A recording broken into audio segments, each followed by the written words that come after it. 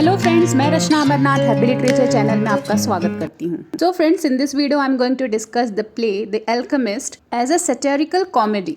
मतलब हम कुछ फैक्ट्स को डिस्कस करेंगे जिसके वजह से हम ये बोल सकते हैं ये जो प्ले है द एल्केमिस्ट, ये एक सैटिरिकल कॉमेडी है। So this play is written by Ben Jonson. तो पहले हम समरी देख लेते हैं। एक छोटा सा शॉर्ट समरी मैं आपको बताने जा रही हूँ और आप इस समरी को प्लॉट स्ट्रक्चर से रिलेटेड कोई भी क्वेश्चन आए तो आप इसे यूज कर सकते हैं as a notes. Okay, then let's start. The Alchemist by Ben Jonson is a satirical play that was first performed in 1610. So what this play is about? First of all the play is set in London. मतलब जो scene जो दिखाया है वो कहाँ का है? London का है। And the play follows the story of 3 cone artist. What is cone artist? तो जो दूसरे को चीट करते हैं, उनसे फ्रॉड करते हैं, उन्हें झूठी बातें बोलते हैं और उन्हें फंसाकर पैसे ऐंठते हैं, तो ऐसे लोगों को कॉन आर्टिस्ट कहते हैं। तो इसमें जो मेजर कैरेक्टर्स हैं वो है settle, Face and doll. Doll एक फीमेल है और वो प्रोस्टिट्यूट है बाय प्रोफेशन। और जो ये कैरेक्टर है जिसका नाम फेस है, वो एक्चुअली में अपना नाम चेंज करके फेस रखा है। एक्चुअल नाम उसका क्या है? जेरेमी। तो जेरेमी एक लविट नाम के रिच मैन के घर में बटलर है। लविट जो है प्लेग के डर से लंदन से बाहर चला जाता है और जेरेमी को घर की रिस्पॉन्सिबिलिटी देके जाता है। तो यहाँ पे जब घर खाली मिलता है तो जेरेमी पहले तो अपना नाम चेंज करता है, अपनी आइडेंटिटी चेंज करता है, वो फेस बन जाता है और अपने 2 कंपेनियन सेटल और डॉल को घर में बुलाकर लोगों को ठगने की एक्टिविटी शुरू करता है। So Subtle, Face and Dol pose alchemist in order to swindle their clients out of money. Swindle means ठगना। और किस लिए ठग रहे हैं? पैसे के लिए। तो एल्केमिस्ट लोग ये दावा करते हैं, ये क्लेम करते हैं कि वो पत्थर को भी सोना बना सकते हैं। तो इसमें जो सेटल है वो कौन है? एल्केमिस्ट है। और वो लोगों को इसी तरीके से ठग रहा है कि वो पत्थर को सोना बना सकता है। उसके पास कुछ ऐसे केमिकल्स हैं, कुछ ऐसे सोल्यूशन है जिसके वजह से वो पत्थर को सोना बना सकता है। और कुछ ऐसे स्टोन्स है जिससे कोई भी इंसान बहुत रिच बन सकता है या फिर उसे जो भी कुछ चाहिए उस पत्थर के थ्रू ले सकता है। So this play is divided in 3 acts, each of which portrays a different con. मतलब तीनों एक्ट में 3 डिफरेंट क्लाइंट्स आते हैं। एक तरीके से आप विक्टिम बोल सकते हैं जिनके साथ फ्रॉड हुआ रहता है। The first act sees the arrival of their first client और you can say first victim of the day, a law clerk named Dapper. तो डेपर कौन है? पहला शिकार आप बोल सकते हैं। तो इसे क्या चाहिए था? इसे एक एल्केमिकल मैजिक चाहिए था। मतलब इसे एक स्पिरिट चाहिए था जो इसे कार्ड्स और गैम्बलिंग में जिता सके। और फेस ने इसको कन्विंस किया। मतलब जो जेरेमी था, जो कि अब उसका नाम फेस है, उसने उसको कन्विंस किया कि सटल जो है वो तुम्हारे सारे प्रॉब्लम को सॉल्व कर सकता है। वो बहुत ही ज़्यादा एक्सपर्ट है, एक तरीके का एल्केमी का डॉक्टर है। फिर जो दूसरा क्लाइंट, दूसरा विक्टिम है वो है एबल ड्रगर, जो सटल के पास ये एडवाइस लेने आता है कि उसका नया बिजनेस वो कैसे सेटअप करे, किस डायरेक्शन में दरवाज़ा हो, शेल्फ हो, मर्चेंडाइज कैसे डिस्प्ले करे कि वो उसका जो सक्सेस है वो गारंटीड हो। तो यहाँ पे सटल ने भी उसको कुछ सोल्यूशन देता है, ऐसे ही फ्रॉड तरीके से उसे चीट करता है कि हाँ तुम्हारा बिजनेस बहुत ज़्यादा सक्सेसफुल होगा और इससे भी बहुत सारे पैसे ऐंठ लेता है। फिर सेकेंड एक्ट में सर एपिक्योर मेमन का विजिट दिखाता है, जो कि एक बहुत ही वेल्दी मैन रहता है और जिसने सटल को पहले से ही फिलोसफर स्टोन बनाने के लिए कहा है। फिलोसफर स्टोन क्या है? एक मिथिकल सब्सटेंस है जिससे कोई भी मेटल जो है वो गोल्ड हो सकता है, कोई भी डिजीज़ जो है, कोई भी बीमारी है वो क्योर हो सकता है, कोई भी प्रॉब्लम सॉल्व हो सकता है। ऐसे टाइप का स्टोन बनाने का दावा करता है सेटल। तो ये उसके शॉप में आने से पहले बहुत खुश रहता है कि अब तक वो बना दिया होगा और वो सबको बताते भी आता है कि मुझे फिलोसफर स्टोन मिलने वाला है। So Epicure Mammon, a wealthy man who is convinced that Subtle can help him to achieve his goal of becoming the richest man in the world.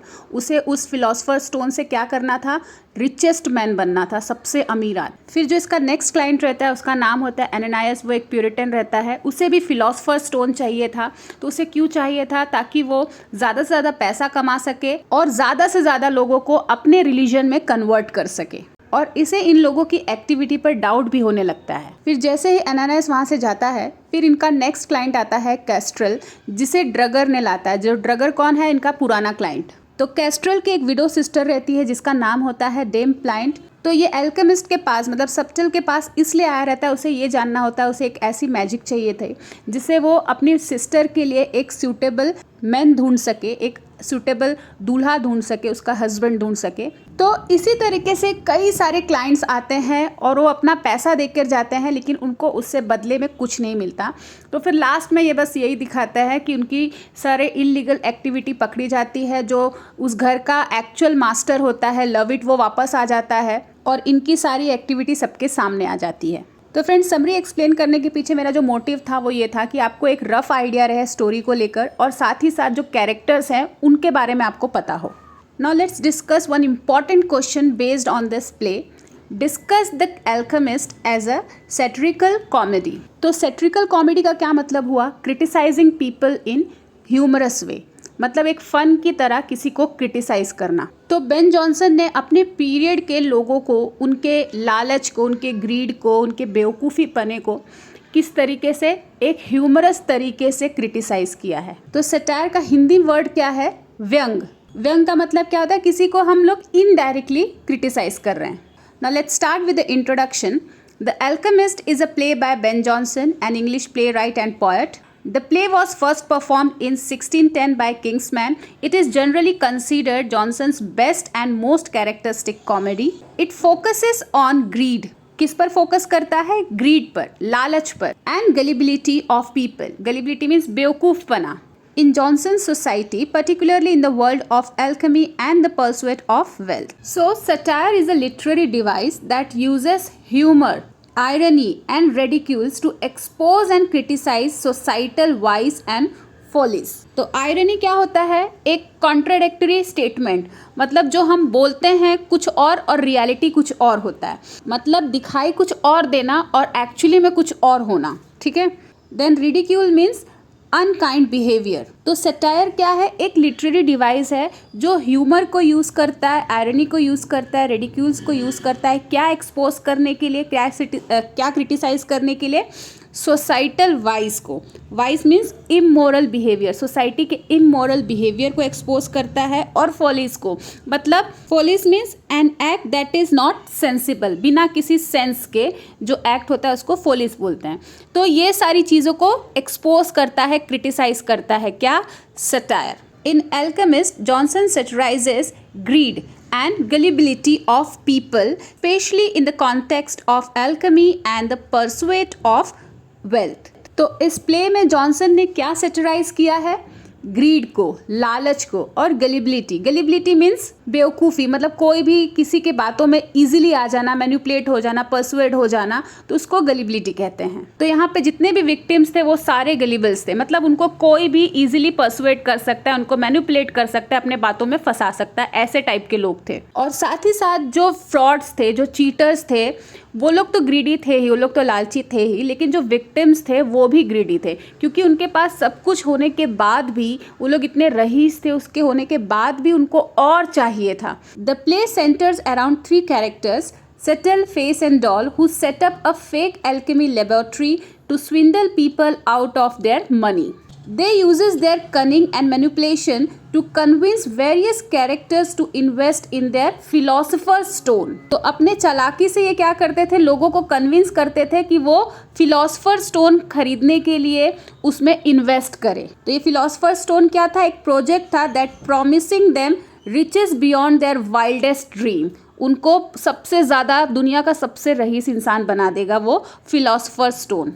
Throughout the play, Johnson employs various comedy techniques to highlight the ridiculousness of the characters' action and belief. तो बहुत ही humerus तरीके से, comedy तरीके से जो characters थे उनकी रिडिकुलसनेस, उनकी बेवकूफ़ी को, उनके बिलीफ को हाईलाइट किया है। For example, the character Dapper who is eager to be transformed into nobleman and is made to dress up in ridiculous costumes and perform embarrassing tasks. Similarly, the character Drugger, a tobacconist, is convinced that he can achieve wealth and status by investing in the alchemist project. टबैकनिस्ट मतलब जिसका cigarette वगैरह का दुकान हो उसको टबैकनिस्ट कहते हैं। तो इसका भी क्या फुलिशनेस था कि ये एल्केमिस्ट प्रोजेक्ट में इन्वेस्ट करेगा तो इसका शॉप और भी बड़ा हो जाएगा, ये और भी बड़ा बिजनेसमैन हो जाएगा। His ignorance and gullibility are expose through foolish actions and naive beliefs.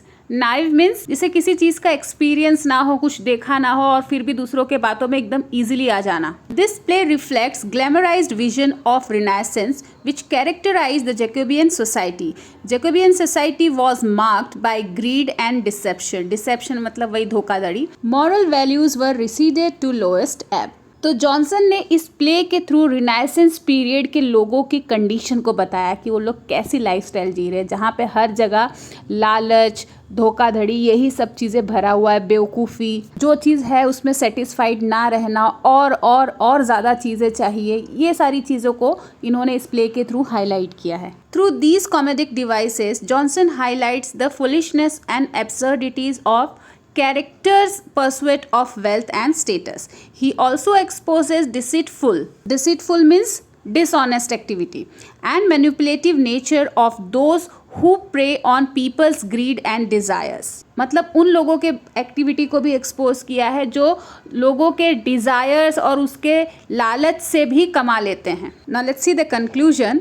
The Alchemist can be seen as a satirical comedy that uses humor, irony to expose the follies and vices of society by representing a world in which people are willing to believe in the impossible and be duped by con artists. Duped means किसी के बातों में आ जाना, जो झूठ बोल रहा है उसकी बातों में आ जाना। Johnson offers a scathing commentary on the human condition and the dangers of unchecked ambition. Scathing means strong negative comment. तो फ्रेंड्स इस वीडियो में बस इतना ही। अगर आपको ये वीडियो अच्छा लगा है, आपके लिए हेल्पफुल है, तो प्लीज़ इसे लाइक कर दीजिए, चैनल को भी सब्सक्राइब कर लीजिए। ऐसे और भी वीडियोस आने वाले हैं ब्रिटिश ड्रामा से रिलेटेड क्वेश्चन आंसर्स फॉर्म में। और एक और न्यूज़ आपसे शेयर करना चाहूँगी कि हैप्पी लिटरेचर जल्द ही ब्रिटिश ड्रामा पर एक बुक लॉन्च करने वाला है। इस बुक में आपको इंपॉर्टेंट क्वेश्चन आंसर के साथ एकदम परफेक्ट आंसर जो ऐसे टाइप में आपको लिखना होता है उसके साथ आपको मिल जाएगा। हर चैप्टर में आपको QR कोड मिलेगा जिसे आप स्कैन करेंगे तो मेरे चैनल के उस वीडियो पर आ जाएंगे जिस पर्टिकुलर टॉपिक को आप पढ़ रहे हैं।